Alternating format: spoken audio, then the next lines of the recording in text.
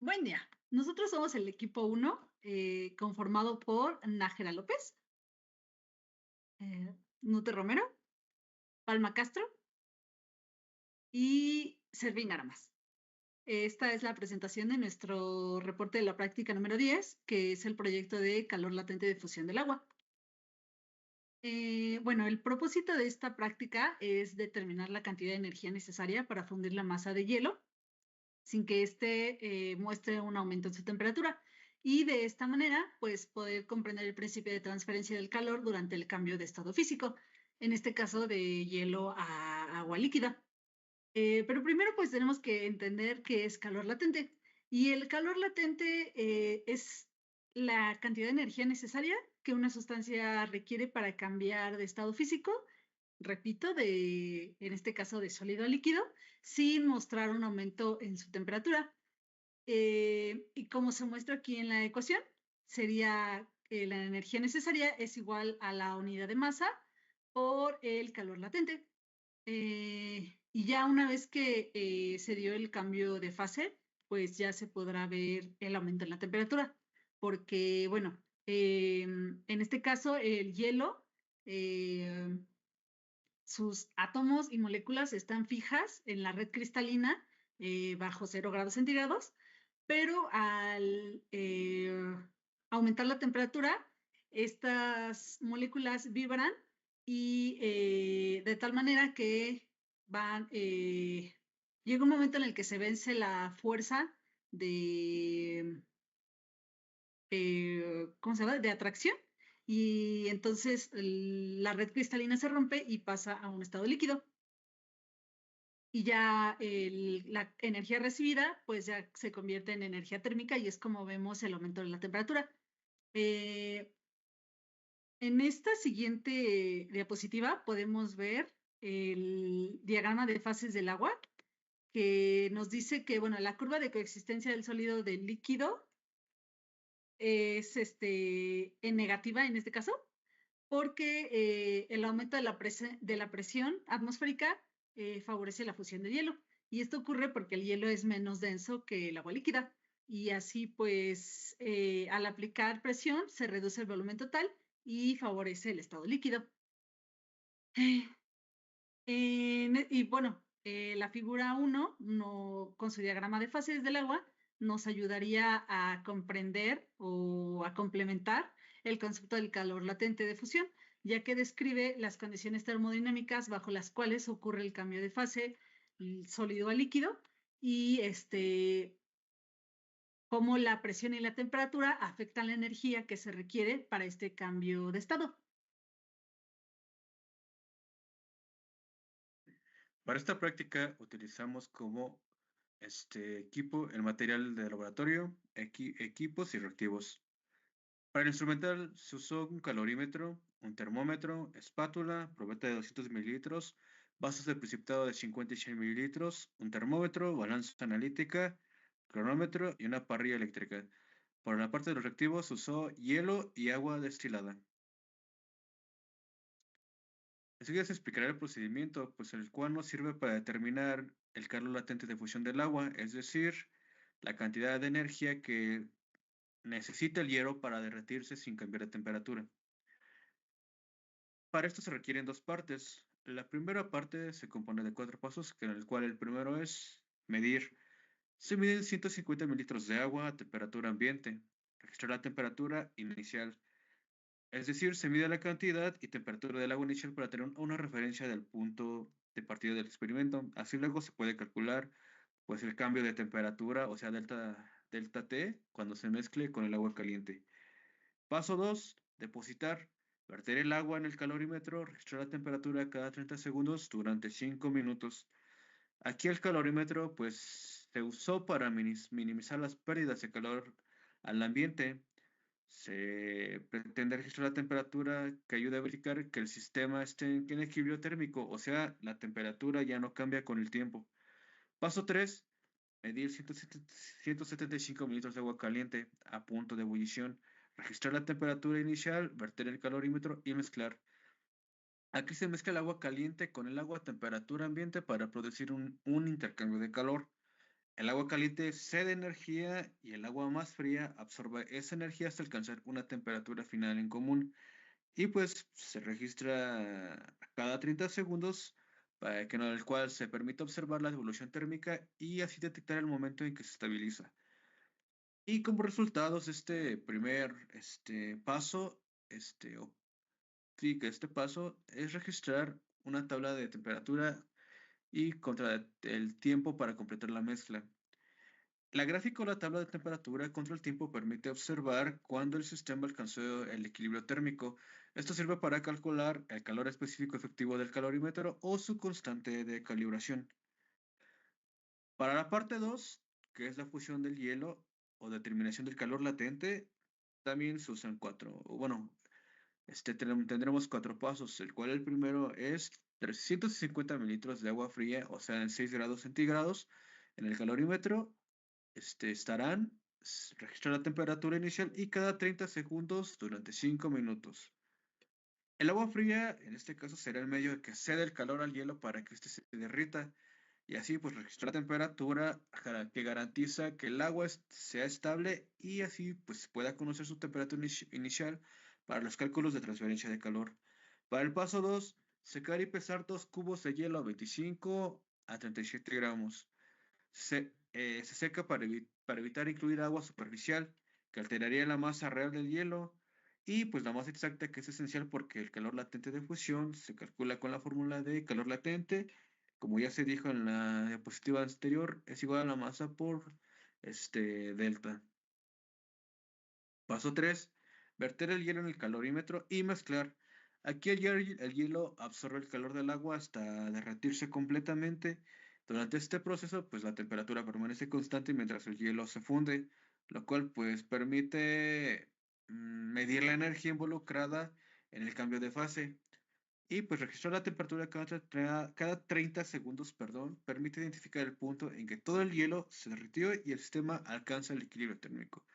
Y como último paso, los resultados registrar otra vez en una tabla, la cual pues permite determinar la temperatura final del equilibrio, como primer punto. Punto 2, con los datos anteriores se calcula el calor cedido por el agua y absorbido por el hielo, más el del calorímetro. Y punto 3, a partir de ahí se despeja el calor latente de fusión del agua.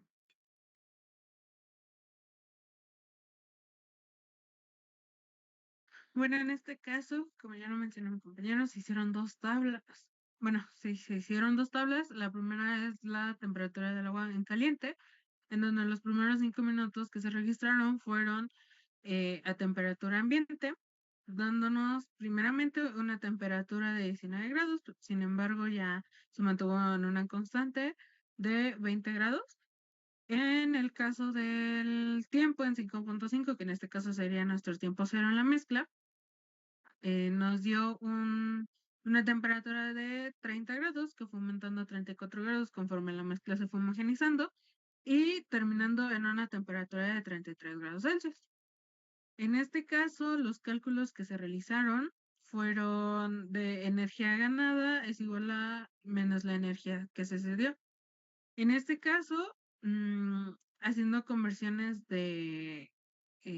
haciendo la conversión de cada uno de estos factores, obtenemos que el calor, no, la capacidad calorífica, perdón, es igual a el negativo de la masa del agua en caliente por las calorías que obtienen, que en este caso como fue agua, esto se mantiene constante a una caloría, por la temperatura en equilibrio menos la temperatura en caliente más la temperatura bueno, más la masa, perdón, del agua en frío por las calorías, por el tiempo en equilibrio menos el tiempo en frío, entre el tiempo en equilibrio menos el tiempo en frío, que en este caso nuestro tiempo en frío sería el tiempo, en la temperatura ambiente, perdón.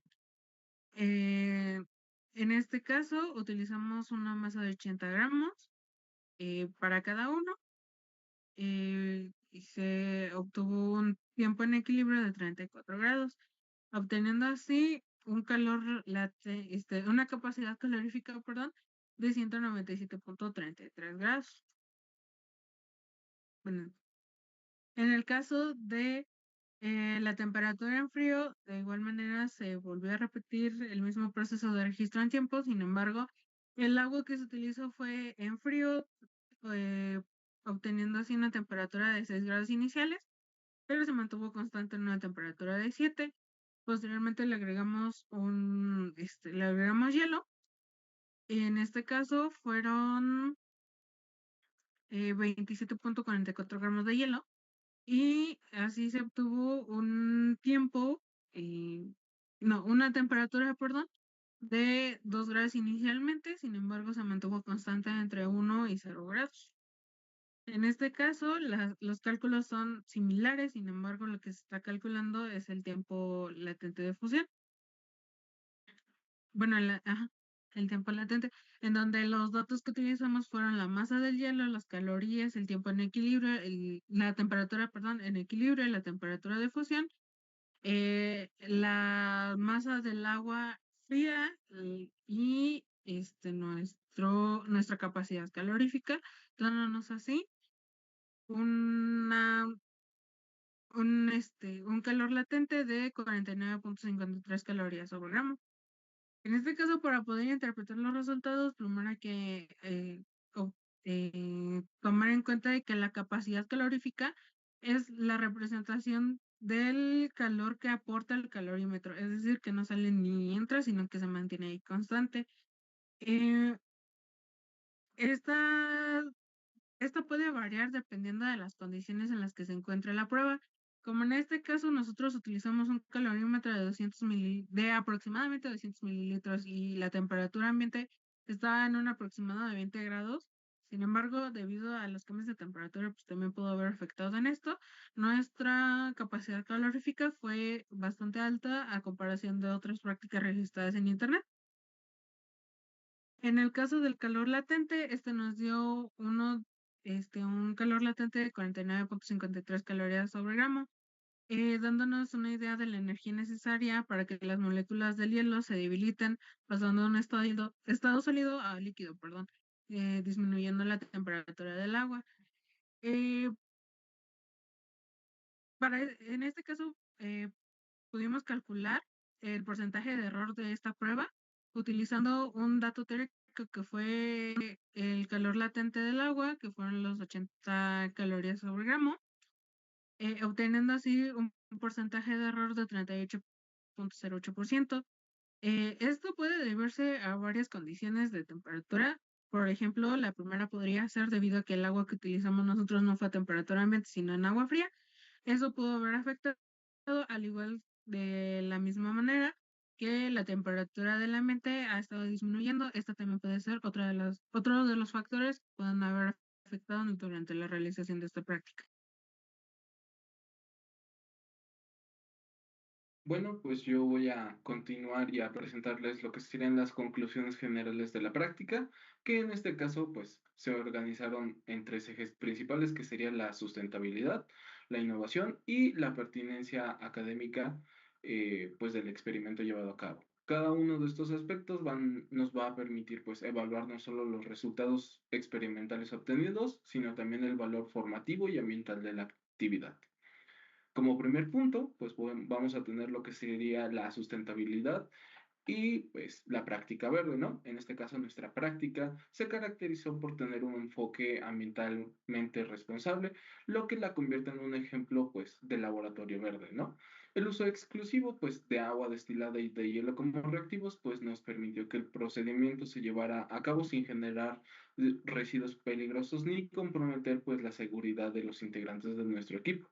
Este aspecto, pues, va a ser fundamental para la formación científica actual, y ya que va a promover la conciencia ambiental y pues demuestra que es posible alcanzar objetivos de aprendizaje significativos sin recurrir a sustancias tóxicas o contaminantes. Además, la simplicidad de los materiales pues empleados va a facilitar la replicación de esta práctica, y además pues nos va a permitir realizarla en distintos contextos,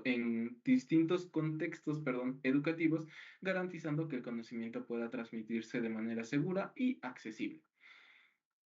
Ahora bien, para el segundo punto vamos a tener lo que sería la innovación y el aprendizaje crítico. Y aunque claro que el estudio del calor latente de fusión es un tema pues ya bastante clásico en la físico-química, la práctica adquirió un carácter novedoso gracias al enfoque experimental que nosotros le dimos o que aplicamos. El uso de un calorímetro sencillo y accesible pues nos permitió observar directamente las variaciones de temperatura en diferentes condiciones iniciales, lo que pues a nosotros nos generó resultados que se desviaron del valor teórico esperado. Y pues estas discrepancias abrieron la oportunidad de reflexionar sobre las fuentes de error, como la temperatura inicial del agua o las características del calorímetro, por ejemplo. También pues fomentando así el pensamiento crítico y la capacidad de relacionar la teoría con la práctica. Además, pues la innovación de esta práctica radica en que nosotros no solo nos limitamos a obtener un valor experimental, sino que también analizamos las causas de las diferencias y comprendimos la importancia de las condiciones experimentales, pues en la precisión de los resultados que nosotros terminamos obteniendo. Y bueno, para la última parte, que sería la pertenencia académica y la formación integral, pues podemos decir que la práctica se vinculó directamente con los contenidos de las unidades del laboratorio de físico-química, reforzando conceptos como transferencia de calor, el equilibrio de fases y la capacidad calorífica. Todos estos temas pues van a ser esenciales para la formación de un químico, como nosotros en este caso, ya que van a constituir la base para comprender fenómenos más complejos que podemos aplicar tanto en ingeniería como en ciencias aplicadas. Más allá de los valores numéricos que obtuvimos, la experiencia nos permitió a nosotros como estudiantes pues desarrollar competencias en el manejo de instrumentos de laboratorio, la toma sistemática de datos y pues la interpretación crítica de los resultados obtenidos. Asimismo, pues la práctica también nos contribuyó pues a la formación integral y al promover no solamente el aprendizaje técnico, sino también la consecuencia ambiental y la capacidad reflexiva sobre los retos experimentales que podemos llegar a encontrarnos, ¿no? Y pues en este sentido, la actividad cumple con los objetivos académicos y formativos, consolidando la relación tanto entre teoría, práctica y responsabilidad social. Muchas gracias por su atención. Esta fue nuestra presentación y en la última diapositiva anexamos las referencias utilizadas para tanto el plan de trabajo como este reporte y esta presentación.